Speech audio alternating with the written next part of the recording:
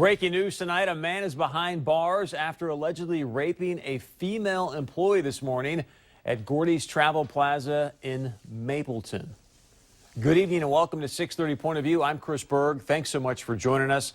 The Cass County Sheriff's Office says customers at a Mapleton gas station called 911 earlier this morning after hearing pleas for help.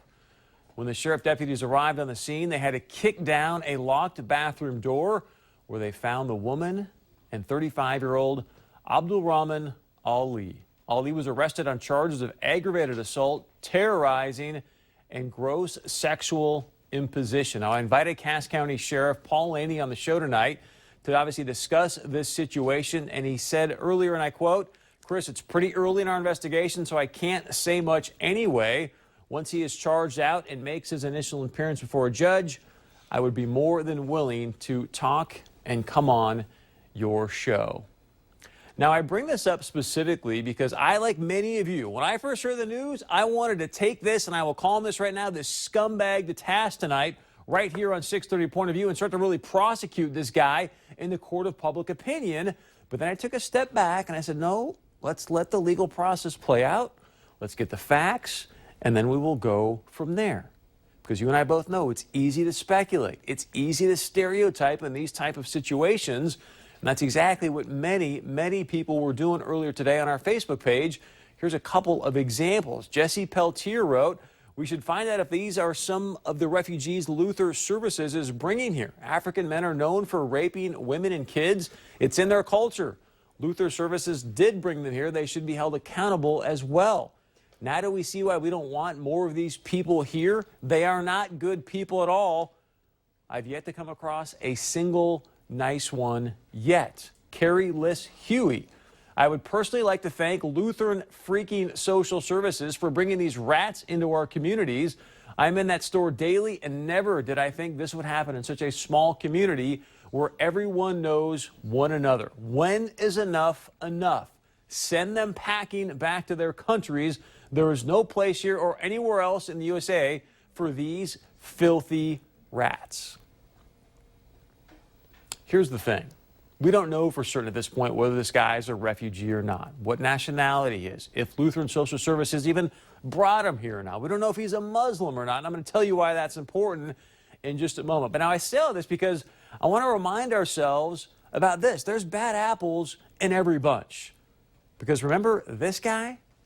Yeah, this guy, he walked into an apartment near the NDSU campus that houses international students and raped two young women. This guy is not a refugee. But here's what I want to know from you tonight. As many of you alluded to on our Facebook page, crime seems to be on the rise in our community. So I want to ask you this. Is it time? Is it time for our local law enforcement agencies to have the correct software, the correct tools to better analyze who's actually committing the crimes in our community? Because I want to remind you, back in October, I asked Fargo Police Chief David Todd this particular question, and please notice his answer. Why doesn't the Fargo Police Department sort of break down crime rates based on refugee status?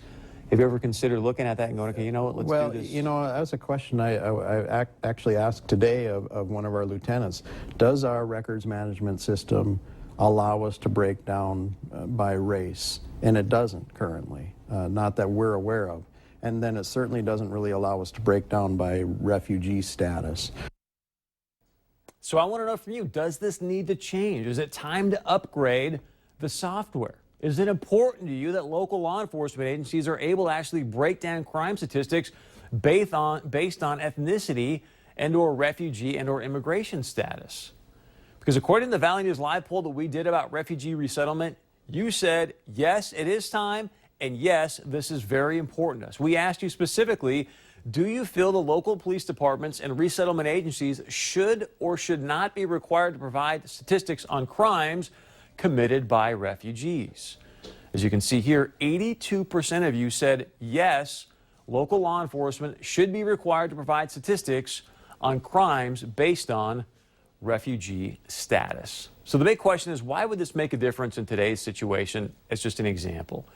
Well, here's the thing, because we would then have obviously a better idea of who's coming into our community.